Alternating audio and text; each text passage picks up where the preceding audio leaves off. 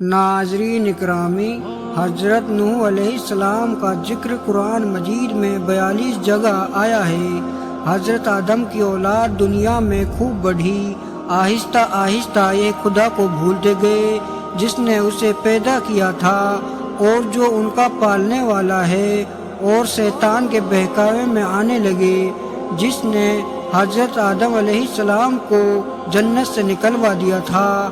شیطان کے بہکاوے میں آ کر وہی لوگ بتوں اور آگ، سورج وغیرہ کو پوجنے لگے اور ایک خدا کے بجائے مٹی اور پتھر کے بہت سے خدا بنا لیے۔ اپنے ہاتھ سے اپنا خدا بناتے اور پھر ان سے مانگتے، حالانکہ یہ مٹی اور پتھر کے خدا اپنے لیے بھی کچھ نہیں کر سکتے تھے۔ ان کے لیے کیا کرتے؟ اللہ تعالیٰ نے جو اپنے بندوں سے بڑی محبت رکھتا ہے، اس کو یہ کبھی گوارا نہیں کہ اس کے بندے شیطان کے بہکاوے میں آ کر اللہ کے علاوہ کسی اور کی عبادت کرنے لگے اور اس کی سزا میں مرنے کے بعد دوزخ میں جلے۔ اللہ پاک نے حضرت نوح علیہ السلام کو اپنا نبی بنا کر بھیجا۔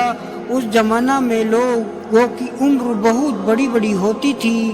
حضرت نوح علیہ السلام 9.5 سال تک اپنی قوم میں پرہیز کرتے رہے کہ اے لوگو، صرف ایک اللہ کی عبادت کرو اور میرا کہنا مانو، وہ تمہارے گناہ بخش دے گا۔ لیکن لوگوں نے حضرت نوح علیہ السلام کی باتوں کو نہیں مانا اور اپنے کانوں میں انگلیاں دے ڈالی اور کپڑے اوڑھ لیے تاکہ حضرت نوح علیہ السلام کی آواز کانوں تک نہ پہنچے۔ حضرت نوح علیہ السلام نے ہمت نہ ہاری، وہ برابر سمجھاتے رہے اور کہتے رہے، اے لوگو، اللہ سے معافی مانگو، وہ بڑا معاف کرنے والا ہے۔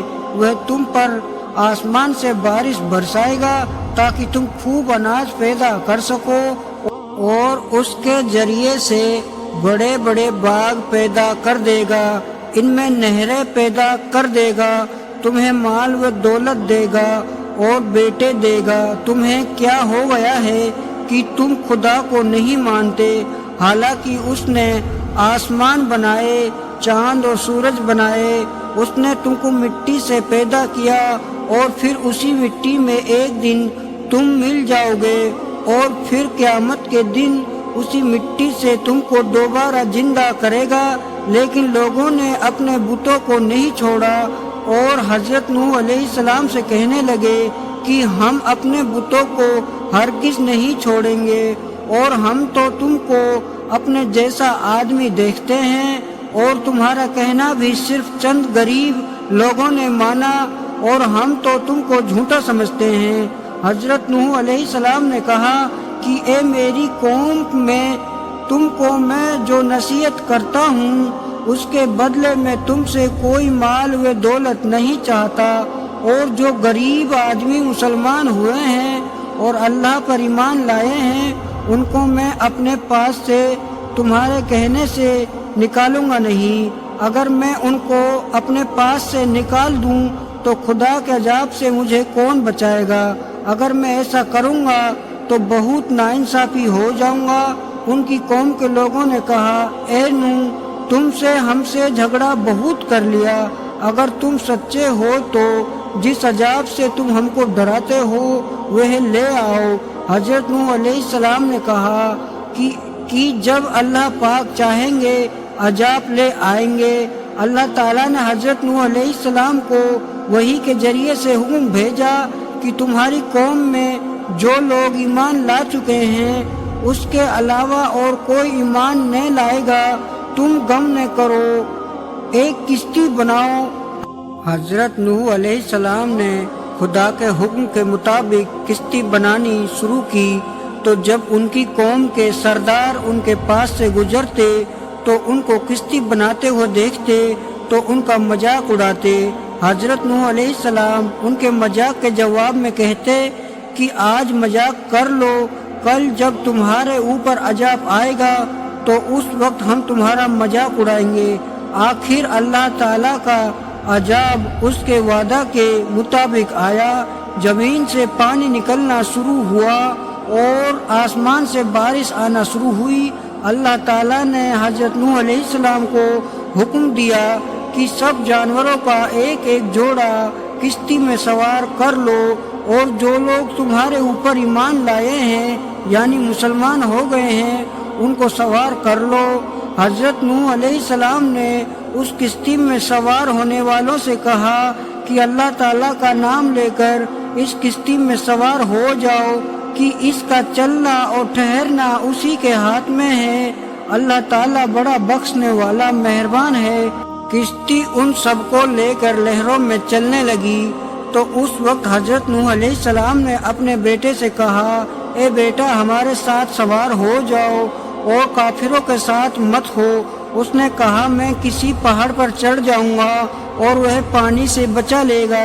حضرت نوح علیہ السلام نے کہا کہ آج خدا کے عذاب سے سوائے خدا کے کوئی بچانے والا نہیں۔ اتنے میں دونوں کے درمیان ایک پانی کی لہر اٹھی اور وہ ڈوب گیا۔ پھر خدا تعالیٰ نے زمین کو حکم دیا کہ پانی برسنا بند کر دے یہاں تک کہ پانی خشک ہو گیا اور تمام کافر دنیا میں ختم کر دیے گئے۔ حضرت نوح علیہ السلام کی کشتی کہیں جودی پر ٹھہری۔ حضرت نوح علیہ السلام نے اپنے پروردگار سے عرض کیا کہ اے میرے رب، میرا بیٹا بھی میرے گھر والوں میں سے ہے اور آپ کا وعدہ سچا ہے۔ یعنی حضرت نوح علیہ السلام کا مطلب تھا کہ اے اللہ تعالیٰ، آپ نے وعدہ فرمایا تھا کہ تیرے گھر والوں کو اس طوفان سے بچا لوں گا، پھر میرا بیٹا کیوں ڈوبا؟ تو خدا بند اے تعالیٰ نے فرمایا کہ اے نوح، تیرا بیٹا تیرے گھر والوں میں سے نہیں تھا کیونکہ اس کے عمل اچھے نہیں تھے۔ میں تجھ کو نصیحت کرتا ہوں کہ ایسی بات نہ کر جو تیرے علم میں نہیں، اس لیے کہ کنعان اللہ کے علم ازلی میں ایک تھا اور یہی بات نوح علیہ السلام کے علم میں نہ تھی۔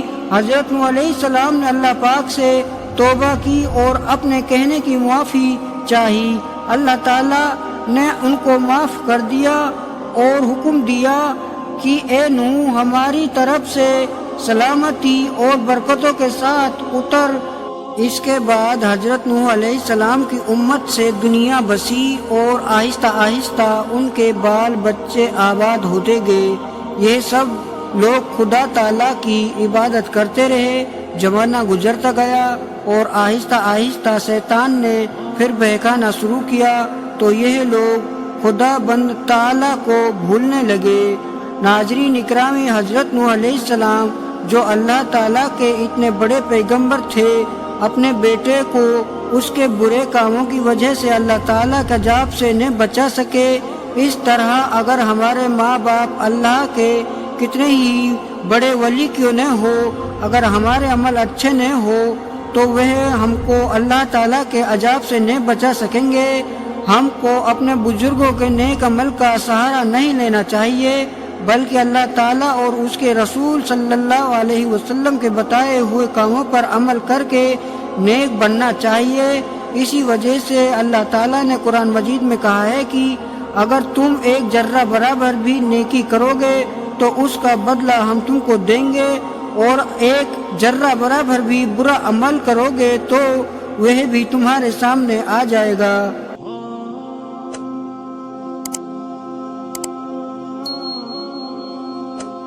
ناظرین، یہ ویڈیو آپ کے لیے انفارمیٹیو رہی ہوگی۔